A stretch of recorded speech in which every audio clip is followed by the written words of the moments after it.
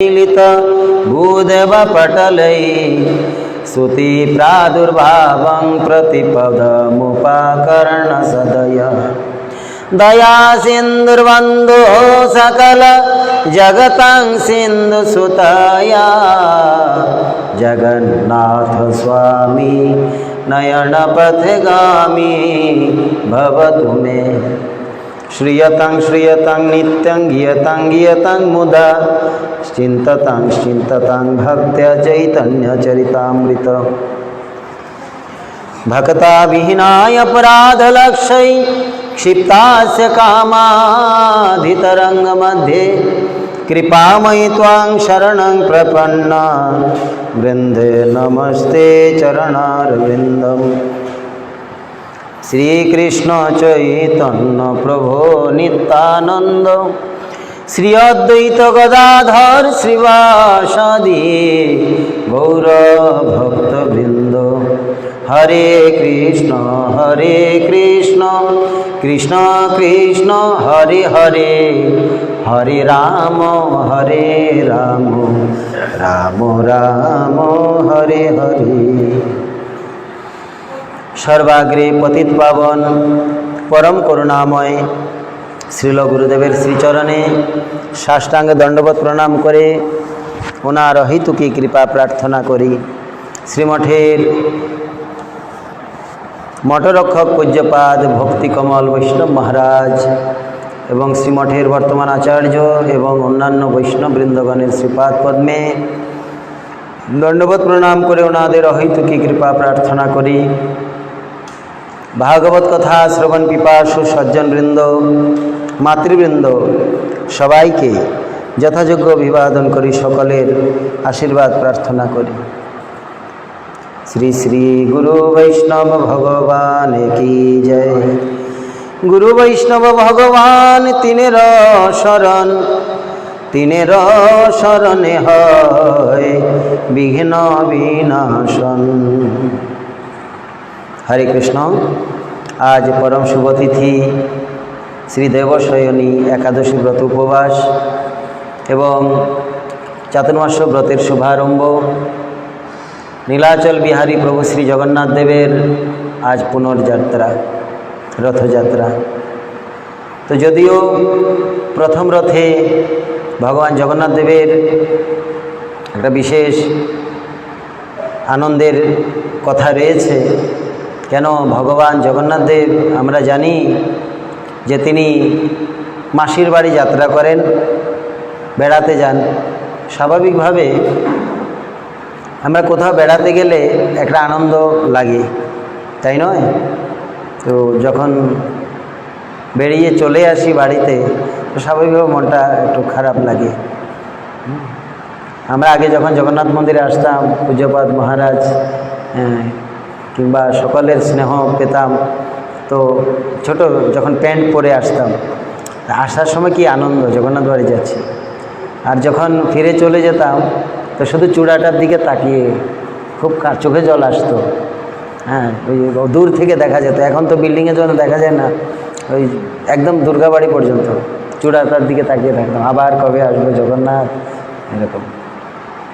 তো এটা ভক্তগণের মনে ভাব সংযোগেতে आनंद एवं वियोगेते विच्छेद दुख। दुख बोलले है ना, दुखटा हलो जागतिक। विरह विरहे आनंद आछे, दुखेते शोक आछे। शोकेर द्वारा शोकेर द्वारा बंधन है, विरहेर द्वारा प्रेम आनंद लाभ है। दुटो आलादा। दुखेर जल चोखे दिए आसे एरकम गरम गरम बेर होबे और प्रेमानंदेर जल এই চোখের पाशे দিয়ে বের হয় এবং खूब शीतल है। प्रेमानंदे ईश्वर प्रेमे यदि आमादेर चोखे जल आसे तो भगवान तिनी से गोकुल छेड़े एसेছেন मथुराते। मथुराय तिनी विनाशाय च दुष्कृताम है ना, कंसके बध करलें, সেখান থেকে চলে গেলেন আদর্শ গৃহস্থ জীবনযাপন শিক্ষা দেওয়ার জন্য দ্বারকাতে 16 সহস্র মহিষী মন্দিরে 16 সহস্র মহিষীগণকে নিয়ে সেখানে প্রভু কী করলেন? आदर्श गृहस्थ लीला शिक्षा दिले। कौरव पांडव को युद्ध मचायो, अर्जुन को उपदेश सुनायो, ऐसे कृपाधाम को बारंबार प्रणाम है। धर्म संस्थापन करार जन्य एबार परित्राणाय साधुनाम, साधुगणेर परित्राण हलो, साधुगण प्रसन्न हलेन प्रभुर आगमने। विनाशाय च दुष्कृताम, যাদের যাদের বিনাশ করার দরকার ছিল তিনি করেছেন। শিশুপাল, দন্তবক্র আদি কিংবা জরাসন্ধ, কংস, পণ্ডক নামক একজন নিজেকে বাসুদেব বলে মনে করত, ওনাকে ভগবান দণ্ড দিয়েছেন। তো বিনাশায় চ দুষ্কৃতাম, তা করেছেন। এখন ব্যাপারটা কি করবেন? ধর্ম সংস্থাপনার্থায়, ধর্ম সংস্থাপন করবেন। তো ধর্ম সংস্থাপন করতে গেলে তো তিনি কি করলেন? কৌরব পাণ্ডব কো যুদ্ধ মচায়ো, কৌরব দল এবং পাণ্ডব দলের মধ্যে একটা যুদ্ধ রচনা করেছেন। ভগবানের ইচ্ছা ছাড়া তো কিছু হয় না। কৌরব পাণ্ডবগণের মাঝে একটা যুদ্ধ রচনা করেছেন। অর্জুন কো উপদেশ শুনায়ো, সেখানে সধর্ম স্থাপন করেছেন। যথা ধর্ম তথা জয়, এই কথাটা তিনি স্থাপন করেছেন সেখানে। এবং আর কি করেছেন? অর্জুনকে উপদেশ শুনিয়েছেন। তমেব শরণম গচ্ছ সর্বভাবেন ভারত, এই প্রকার এইসব কর্ম করেছেন। কিন্তু ব্রজধামকে তিনি ভুলতে পারেন নাই, বৃন্দাবনকে ভুলতে পারেন নাই। এই যে জগন্নাথ আমরা রূপ দেখি, এই জগন্নাথ রূপ কিসের? আমরা জানি ভগবান শ্রীকৃষ্ণেরই ব্রজপ্রেমের বিগলিত রূপ হলো এই জগন্নাথ। কৃষ্ণ ব্রজভাবেতে, আচ্ছা স্বাভাবিকভাবে আমরা কি বলি যে আপনি যেখানে, আপনার মন যেখানে আপনিও সেখানে, তাই নয়? তাত্ত্বিকভাবে হয়তো আমরা নাও বুঝতে পারি, কিন্তু এই দিকটি আমরা ভালো করে অনুধাবন করতে পারব। আমাদের মন যেখানে আমরা সেখানে। ভগবান কানাই যখন ব্রজ ছেড়ে এসছেন, তারপরে একদিনও কি সে ব্রজের বিস্মরণ হয়েছে? তার ব্রজকে একদিনের জন্য কি ভুলেছে? এক ক্ষণের জন্য, এক মুহূর্তের জন্য তিনি ভুলেছেন ব্রজকে? ভুলেন নাই। যার জন্য তিনি মথুরায় এসেছেন, তিনি সবসময় বিরহার্ত। কৃষ্ণ উদ্ধবকে পাঠিয়েছেন, মিত্র উদ্ধব তুমি যাও, গিয়ে আমার সমাচার দিয়ে এসো ব্রজবাসীগণকে। যদিও উদ্ধব ভগবান কৃষ্ণের প্রতি তার প্রীতি আছে, প্রেম আছে, কিন্তু শুদ্ধ প্রেম, শুদ্ধ ভক্তি উদ্ধব এখনো ছোঁয়া পায়নি। তার জন্য উদ্ধবকে পাঠিয়েছেন, বৃন্দাবন যাও, দেখে এসো আমার ব্রজবাসীগণকে, আমার শুদ্ধ ভক্তগণ শুদ্ধ প্রেমে, নিষ্কাম প্রেমে, নিঃস্বার্থ প্রেমে কিভাবে আমাকে তারা ভালোবাসে। উদ্ধবকে পাঠালেন, উদ্ধবকে পাঠিয়ে সেই সমাচার দিলেন। এবং উদ্ধব ব্রজপ্রেমে এমনভাবে, ব্রজপ্রেম সমুদ্রে এমনভাবে উদ্ধব হাবুডুবু খেতে লাগলেন। উদ্ধব প্রথম বলেছিল যে তিনি বেশি হলে এক প্রহর ব্রজে থাকতে পারেন, কিন্তু উদ্ধবের ব্রজেতে বহুদিন হয়ে গেছে। ব্রজবাসীগণের সে ভাব দেখে উদ্ধব সেভাবে ভাবিত। ব্রজবাসীগণ কি ভাবছেন? যে কৃষ্ণ তিনি আমাদের ছেড়ে চলে গেছেন। কে ছেড়ে চলে গেছেন? কৃষ্ণ। মুখে বলছে ছেড়ে চলে গেছেন, কিন্তু চিন্তা করছেন কি? কৃষ্ণের কথা। সকল ব্রজবাসীগণ কৃষ্ণের কথা চিন্তা করছেন, ভগবান শ্রীকৃষ্ণের কথা চিন্তা করছেন। তিনি আমাদের ছেড়ে চলে গেছেন, যিনি ছেড়ে চলে গেছেন।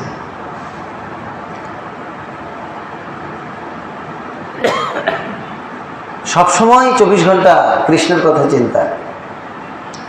দিবা অবসানে তারা কর্মক্ষেত্রে যেতেন, কিন্তু তাদের কাজে মন বসত না,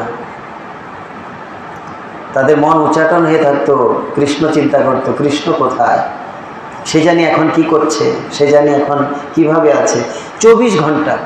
এবং রাত্রিবেলা তারা ঘুমাতো, ঘুমের মধ্যে কৃষ্ণ কৃষ্ণ বলে কেঁদে উঠত ঘুমের মধ্যে। তাদের ঘুম কোথায়? 24 ঘন্টা ব্রজবাসীগণ কৃষ্ণ চিন্তা করেন। সেজন্য আমাদের প্রভুপাচার্য প্রভুপাদ ভক্তি সিদ্ধান্ত সরস্বতী ঠাকুর বলেছেন, ব্রজবাসীগণ প্রচারক ধন, প্রতিষ্ঠা ভিক্ষুক তারা নহে সব। ব্রজবাসীগণ তারা প্রচারক সম্পদ, তারা প্রচারক। ভক্তিবিনোদ ঠাকুর কি বললেন? ব্রজবাসীগণ মোর প্রাণ রাখো, দেখাও শ্রী রাধানাথে, ভকতি বিনোদ বিনতি মানিয়া লয় তাহারে সাথে। আবার সে ব্রজবাসীগণের কথা সেখানে বলেছেন যে এই ব্রজবাসীগণ কৃষ্ণকে ছাড়া এক মুহূর্ত যাদের অতিবাহিত হয় না, তাহলে কৃষ্ণ কোথায় আছেন? কৃষ্ণ কোথায় আছেন? ব্রজবাসীগণের হৃদয়ে আছেন। যারা কৃষ্ণ চিন্তা করেন তত কৃষ্ণ কোথায় থাকেন? তাদের হৃদয়ে প্রবেশ করেন কি না? তাহলে কৃষ্ণ কোথায় আছেন? বাহিরিক দৃশ্যে আমরা দেখছি মথুরায় আছেন, দ্বারকায় আছেন, কুরুক্ষেত্রে আছেন। বাস্তবে কৃষ্ণ কোথায় আছেন? তাত্ত্বিকভাবে ব্রজবাসীগণের হৃদয়ে আছেন। ব্রজবাসীরা কোথায় আছেন? বৃন্দাবন। তো কৃষ্ণ কোথায় আছেন? বৃন্দাবন। হ্যাঁ, বৃন্দাবন ছেড়ে তিনি এক ফল কিংবা এক কদমও তিনি ওই 84 ক্রোশ যে সীমা তার বাইরে যান না। এইভাবে আমরা এই বিষয়টাকে বুঝতে পারি, যদিও তত্ত্বটা খুবই গভীরের, সেই দিকে আমরা বুঝতে পারব। এটা একটা স্বাভাবিক আমরা বুঝতে পারি, তাই না? তারা কৃষ্ণ চিন্তা করছেন, তো কৃষ্ণ তাদের হৃদয়ে। আচ্ছা, কৃষ্ণ চলে গেলেন মথুরা, যাই কর্তব্য, তিনি পরমেশ্বর,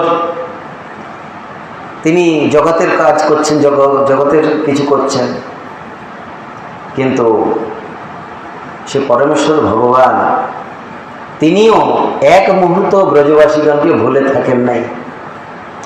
উদ্ধবকে পাঠালেন, উদ্ধব পর্যন্ত সেই প্রেম সিন্ধু মাঝে এমন ডুব দিয়েছেন। উদ্ধব এসে বলছেন, কৃষ্ণ তোমার মতো নিষ্ঠুর আর দেখিনি। সে ব্রজবাসীগণ তোমাকে ছাড়া আর কাউকে জানে না। তাদেরকে ছেড়ে তারা কেঁদে কেঁদে বিলাপ করছে। তারা এহেন অবস্থায় তাদের ছেড়ে তুমি চলে এসছো, ঠিক করো নাই, তোমার মতো পাষণ্ড আর দেখি নাই।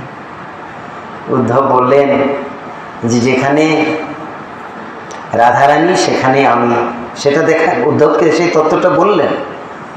যেখানে প্রিয়াজু, যেখানে আমার ভক্তগণ, যেখানে ব্রজবাসী, সেখানে আমি। উদ্ধবকে বলে দিলেন।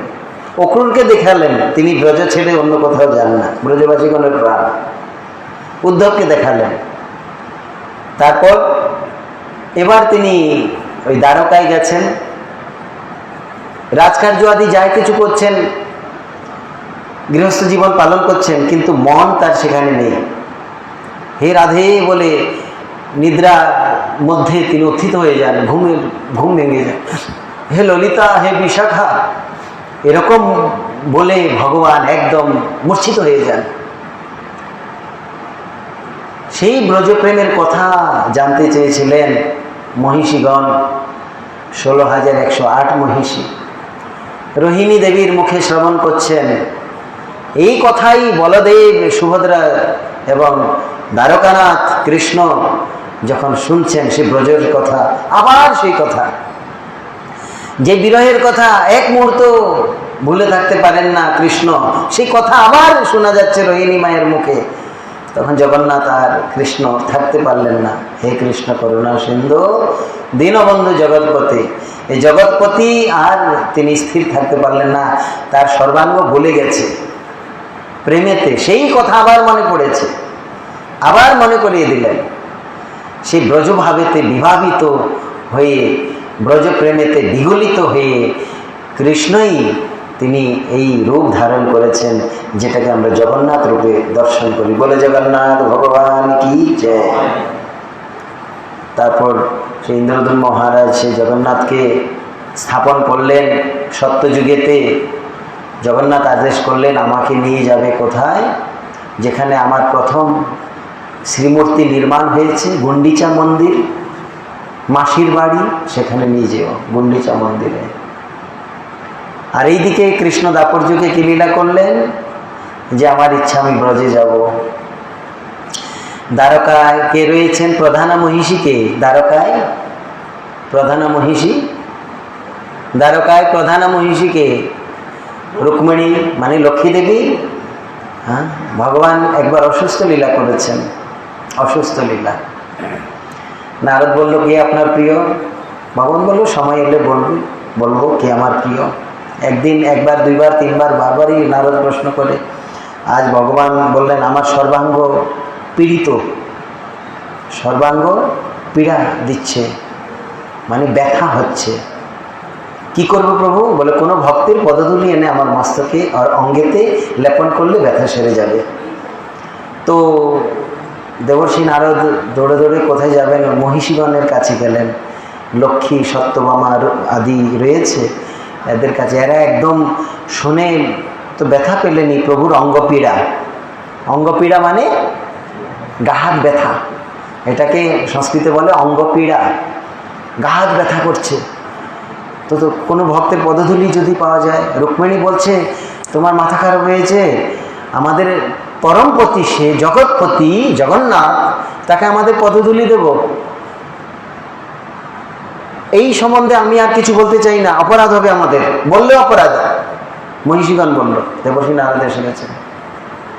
ভগবান আরো এরকমভাবে তিনি ছটপটাচ্ছেন, এনেছো দাও। না আনি নাই প্রভু। তো তুমি এক কাজ করো, বৃন্দাবনে যাও। ব্রজেতে গেলেন, গোপীগণ চরণ ঝেড়ে ধুলি দিয়ে দিলেন দেবর্ষী নারদকে, নিয়ে যাও। দেবর্ষী নারদ এনে ওই ধুলি সাথে গঙ্গা জল, পবিত্র জল মেখে প্রভুর অঙ্গে লেপন করলেন। প্রভু এবার কেমন লাগছে? বলে পরম আনন্দ লাগছে, পরম আনন্দ অনুভব করছি, জীবনে এত আনন্দ পাইনি।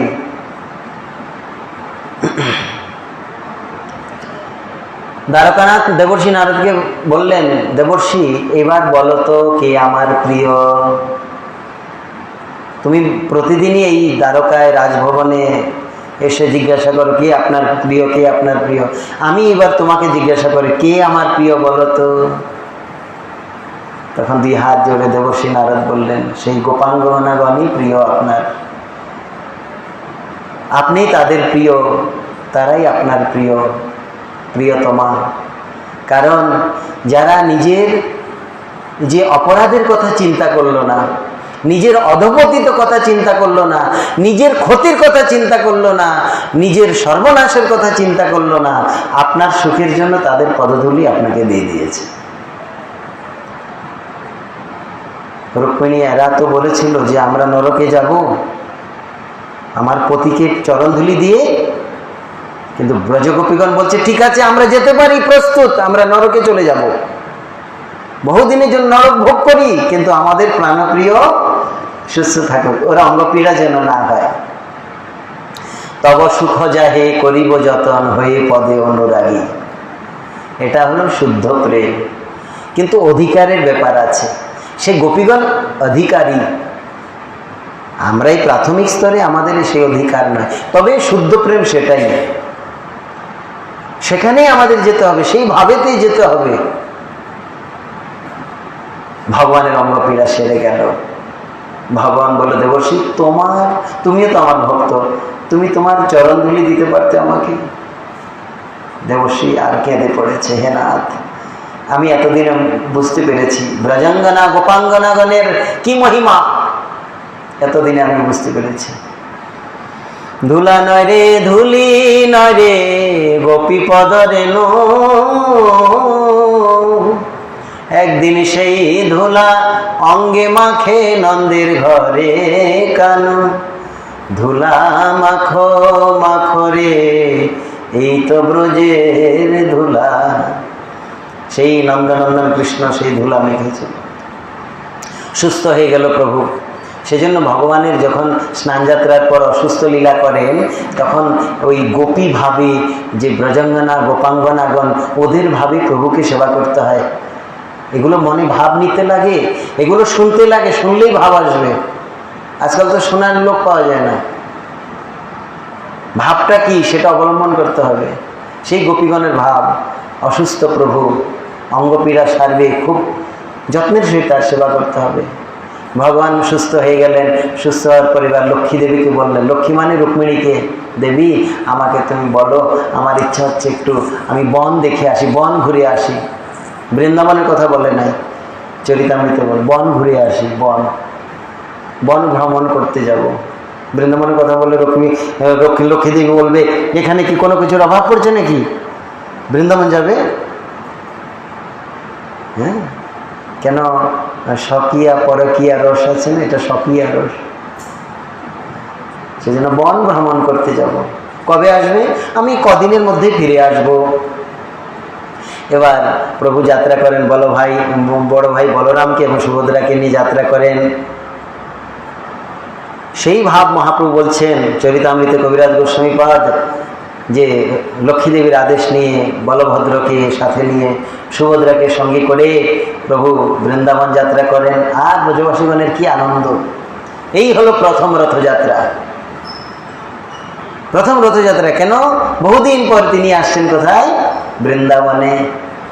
জয় জগন্নাথ জয় রাধানাথ, বৃন্দাবনে প্রভু চলো জগন্নাথ। এই প্রকার আহ্বান করে, হে নাথ আও আও আও, হে প্রিয় তোমায় সুস্বাগতম। কি আনন্দ ব্রজবাসীগণের, কৃষ্ণ আসছেন। এইদিকে লক্ষ্মী দেবী দেখে কয়েকদিনে ফিরে আসবে, আসছে না। তো লক্ষ্মী দেবী তখন তার দলবলকে নিয়ে দ্বারকা থেকে বের হয়। কোথায় আসছে না কেন?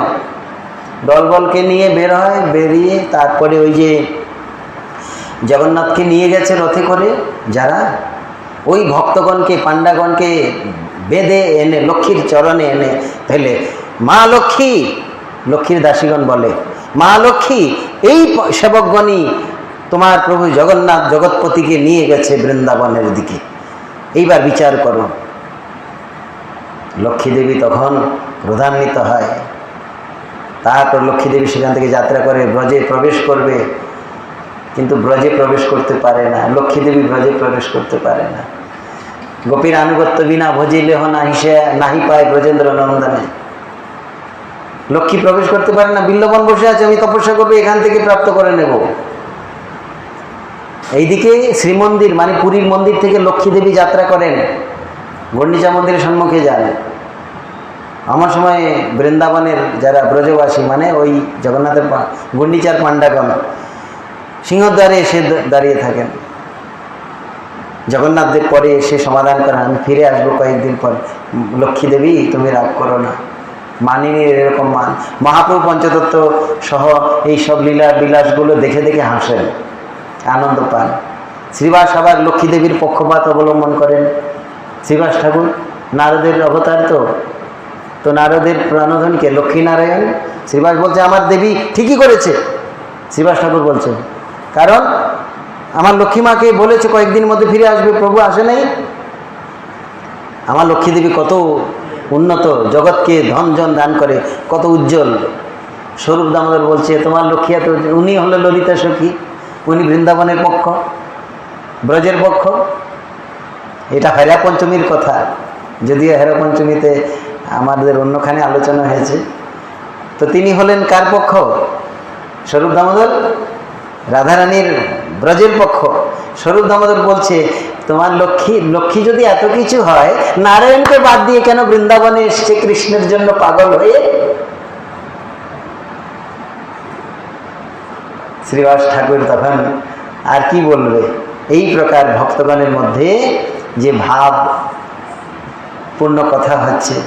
লক্ষ্মী দেবী তখন ওই কিছু ক্রোধ করে কিছু করতে পারে না, জগন্নাথকে আর কিছু বলতে পারে না, জগৎপতি তো। রাগ করে রথটাকে ধরে ভাঙতে চায়, এই রথ শত্রু, এই রথে করে এসছে আমার প্রাণপ্রিয়। তো কিছু করতে না পারে রথটাকে একটু ভেঙে একটা কাঠ বের করে, ওখান থেকে কাষ্ঠ বের করে লক্ষ্মী দেবী এবার একটু মানিনী কি হয়, মানিনীর স্বভাব কি, মানিনী এগুলো থেকে গৃহস্থ আশ্রমে কিছু শিক্ষণীয় বিষয় আছে। গৃহিণী অনেক সময় ক্রোধ করে, ক্রোধ করলে একটু ক্রোধ করতে দিতে হয়, অধিকার দিতে হয়। তো ক্রোধ করে যখন সেই ক্রোধটা যখন সেই ক্রোধ অনুসারে হয়তো একটা মান করবে, তারপরে সে শান্ত হয়ে যাবে, তারপরে ঠিক হয়ে যাবে। ওই মুহূর্তে ওর মানের উপরে আঘাত দিতে নেই। তো লক্ষ্মী দেবীর জগন্নাথ আঘাত দেন না, লক্ষ্মী দেবী একদম ক্রোধান্বিত হয়ে একটা কাষ্ঠ কাঁধে করে নিয়ে গেছে, কিছু একটা করেছে। এই প্রসঙ্গগুলো মহাপ্রভু দেখছেন আর হাসছেন, আর স্বরূপ দামোদর শ্রীবাস ঠাকুরের সাথে সে ভাবগুলো বিনিময় করছেন। এটা বলে হেরা পঞ্চমী। এই প্রকার হেরা পঞ্চমী মহোৎসবের কথা গেল। কারণ কবিরাজ গোস্বামীপাদ বলছেন যে বৃন্দাবনের সমান হতে পারে না, ব্রজধাম কত উন্নত। কিরকম ব্রজধাম? চিন্তামণিশ্চরণাভূষণ মঙ্গনানাং শৃঙ্গার পুষ্পতরবস্তরবহ সুরাণম বৃন্দাবনে ব্রজধনং ননো কামধেনু বৃন্দানি চেতি সুখ সিন্ধুরহ বিভূতি। শ্রী বৃন্দাবন বলছেন ব্রজাঙ্গনাদিগের চরণভূষণই চিন্তামণি। তাদের যে চরণভূষণ, চরণের ভূষণ, সেটাই চিন্তামণি। চিন্তামণি মানে মণি সদৃশ, মণিস্বরূপ। আপনি যা চিন্তা করবেন তাই প্রাপ্ত করবেন। ব্রজাঙ্গনাগণের যে চরণভূষণ সেটাই চিন্তামণি। যা চিন্তা করবেন তাই প্রাপ্ত করবেন। স্পর্শমণি শুধু লোহাকে স্পর্শ করে, সমন্তকমণি শুধু লোহা প্রসব করে। চিন্তামণি যাহা কিছু আপনি চাইবেন তাই প্রাপ্ত করবেন। তাহলে যাহা কিছু চাইবেন তা প্রাপ্ত করবেন। চাওয়াটা এমন হওয়া উচিত যাতে ঠকে না যাওয়া যায়, যাতে না ঠকা মতন এমন জিনিস চাইতে হবে। সেটা কি? ভগবানের সেবা, উত্তম বস্তু। এখানে কবিরাজ গোস্বামীপাদ বললেন যে শ্রী বৃন্দাবন ব্রজাঙ্গনাদিগের চরণভূষণই চিন্তামণি। লীলা অনুকূল সকল পুষ্পতরুই কল্পবৃক্ষ। যত বৃক্ষ আছে ব্রজধামের সকল বৃক্ষই কল্পতরু। যা কল্পনা করবেন তাই প্রাপ্ত করবেন। কল্পতরু বৃক্ষ। কামধেনুই ব্রজের পরম ধন। ব্রজের পরম সম্পদ কি? ব্রজ জন পালন অসুর কুল নাশন নন্দ গোধন রাখো আলা। ব্রজের সম্পদ কি? ধন, গোধন। ব্রজের সম্পদ গোধন, গাভী। সেই কামধেনুই ব্রজের পরম ধন। এই সকলের দ্বারা শ্রী বৃন্দাবন বিভূতি পরমানন্দ স্বরূপে প্রকাশ পাইতেছে। সেজন্য ব্রজধামের সমান নাই। चारों धामों से निराला ब्रजधाम के दर्शन कर लो जी। কালকে আমরা যাত্রা করব, সবাই খাওয়া দাওয়ার নিয়ে গরু গাড়ি করে যাত্রা করব। আসতে যেতে সময় লাগবে পথে। তো দেখছি একটা গর্ধব। গর্ধব মানে গাধা। একটা গর্ধব সে নন্দ ভবনের সামনেই ব্রজের রাজপথে, তখন তো এরকম পথ নয়, কাঁচা মাটির রাস্তা, ধুলা। সে ধুলায় এসে গর্ধবটা ধুলায় গড়াগড়ি দিচ্ছে। তখন উপানন্দ আদি গর্ধব মহিমা, তবেই তো লক্ষ্মী দেবী আকৃষ্ট হয়ে চলে আসছে ব্রজের দিকে।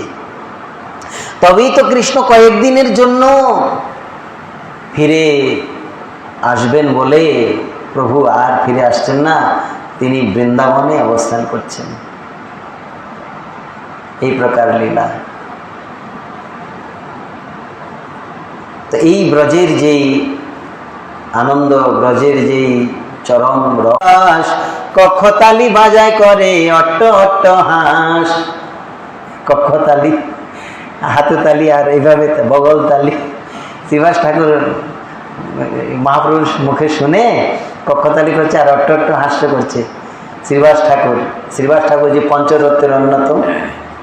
এইবার রাধার শুদ্ধ রস প্রভু আবেশে ঝনিল, সেই রসাবেশে প্রভু নৃত্য। আরো প্রভু বলো বলো বলো, আরো বলো। আরো কান পেতে পেতে শুনছে মহাপ্রভু, শুনে নৃত্য করছে। এবং সেই যে ব্রজরস গান, সেই গানগুলো শুনে সে পুরুষোত্তম যে শ্রীক্ষেত্র ধাম ব্রজপ্রেমে একদম ভেসে উঠেছে। বলো ব্রজ ধাম কি, মনে হচ্ছে এটা বৃন্দাবন ধাম। এবার লক্ষ্মী দেবী হয়ে অনন্তদেব, তো যেমন এই সিংহাসন অনন্তদেব, সিংহাসনে ভগবানকে অনন্তদেব ধারণ করে রেখেছেন না, সেরকম মহাপ্রভু তো এমনভাবে নিত্য কীর্তন করছে, নিত্যানন্দ প্রভু কাছে আসছেন না, মহাপ্রভুর ভাব শেষ হচ্ছে না, কীর্তনও বন্ধ হচ্ছেন না। তখন কৌশলে স্বরূপ দামোদর প্রভু ভঙ্গি করে বলল যে সকল কীর্তনিয়ার তো অনেক শ্রম হয়েছে, সকল প্রভু ফিরে আসবেন। আর দিনে জগন্নাথ রথের ভিতর বিজয়, রথে চড়ি জগন্নাথ চলে নিজালয়। ভিতর বিজয় মানে উৎকল ভাষায় বলে ভিতর বিজয়, ফিরারত আমরা বলি, কিন্তু উৎকলে বলে ভিতর বিজয়। ভিতর বিজয় মানে প্রভু ভিতরে বিজয় করবেন। ভিতরে মানে ওই দ্বারকায় বিজয় করবেন, বৃন্দাবন ছেড়ে। বৃন্দাবন থেকে আবার দড়ি দিয়ে বেঁধে, হ্যাঁ, কোমরে বান্ধিয়া রশি, দেখো তার মুখ শশী, হাসি হাসি দোলন দোলা দলে রে। ওইভাবে নিয়ে আসছেন, তুলির উপরে ভগবানকে রাখছেন। তো প্রভুর তো বিরহ, আজ ব্রজ ছেড়ে যাচ্ছেন, তো প্রভুর বিরহ। হয়তো তিনি নিজের শ্রীঅঙ্গকে এমন ভারী করছেন, যখন ভারী করে সেই তুলার উপর, বালিশের উপর তিনি উপবেশন করছেন, তো সাথে স্নান করে, এরা কুলীন গ্রামবাসী, তো জন্য এরকম নয় যে মন্দিরে যারা সেবা করে, যারা বাথরুম পরিষ্কার করে, যারা ডাস্টবিন পরিষ্কার করে, তাদের থেকে শুরু করে মন্দিরের ভেতরে যে অর্চন করে পূজারী পর্যন্ত, প্রত্যেক ব্যক্তি সম্মানীয়, প্রত্যেক ব্যক্তি নমস্য। সেই পাটির দড়ি, হ্যাঁ, আপনারা নিয়ে আসবেন। এই পট্ট দড়ির তুমি হও যজমান, প্রতি বছর আনিবে দড়ি করিয়া সম্মান, হ্যাঁ, করিয়া নির্মাণ। প্রত্যেক বছর এই পট্ট দড়ি জগন্নাথের পাটের, পট্ট দড়ি মানে পাটের দড়ি মনে হয় না, পাটের দড়ি, হ্যাঁ, নির্মাণ করে সুন্দর করে তৈরি করে শক্ত করে নিয়ে আসবেন মহাপ্রভু। তবে জগন্নাথে যাই বসিলা সিংহাসনে, মহাপ্রভু ঘরে আইলা লইয়া ভক্তগণে। এই প্রকার নৃত্য কীর্তন করে জগন্নাথ কি করলেন, রত্ন সিংহাসনে গিয়ে উপবেশন করলেন। ভিতর বিজয় মানে শ্রীমন্দিরে। তার পূর্বে অনেক কিছু হয়। ওই মন্দিরের সামনে যান, তখন লক্ষ্মীদেব আবার ভেতর থেকে আসে, না ঢুকতে দেবো না, ওইখানে থাকতে বলো, কয়েকদিনের মধ্যে চলে আসবে, আমি আনতে গেলাম তাও আসে। এই যে কাশী মিশ্র ভগবান এই মতো ভক্তগণে যাত্রা দেখাইল, ভক্তগণে লইয়া বৃন্দাবন কেলি কইল। এই মতো ভক্তগণকে যাত্রা দেখালেন। কে দেখালেন? মহাপ্রভু। রথযাত্রা এর আগেও হতো, কিন্তু এই যে রস ভাব, এর মাধুর্যতা ভক্তগণ আগে আস্বাদন করতে পারতো না, সেটা আস্বাদন করালেন কে? মহাপ্রভু। যদি গৌর না হইত তবে কি হইত, কেমতে ধরিতাম দে রাধার মহিমা প্রেমরস থব জোড়াইব তাপিত পরাণ। কবে কৃষ্ণ ধন পাব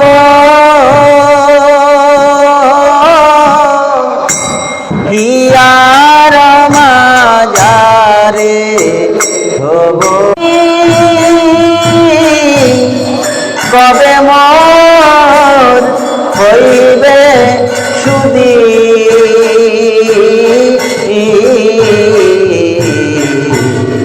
কবে মোর হইবে সুধী, কবে মোর হইবে।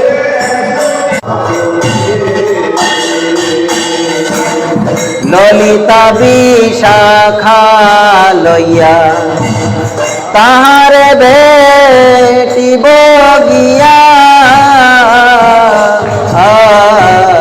ললিতা বিশাখা লইয়া তাহারে ভেটিব গিয়া, সাজাইয়া নানায় উপহার, হেন ভাগ্য হইবে,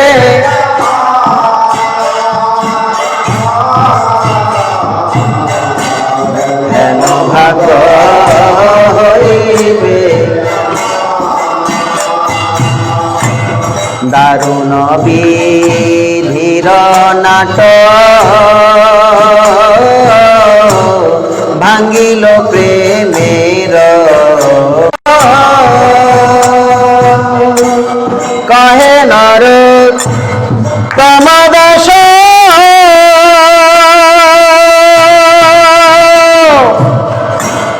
কি মোর জীবনে আশা,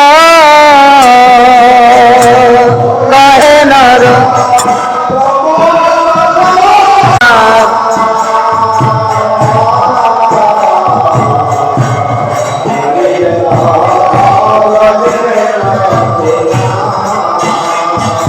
কবে কৃষ্ণ ধন পাব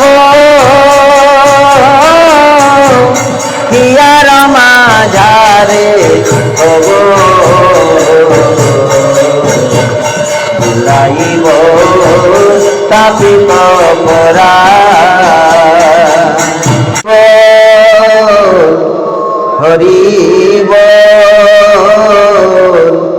হরি বল, হরি বল, নিতাই গৌর হরি বল, হরি বল, হরি বল, হরি বল। श्री श्री गुरु गौरांग गंधर्विका गिरिधारी जीव की जय, श्री श्री राधा मदन मोहन जीव की जय।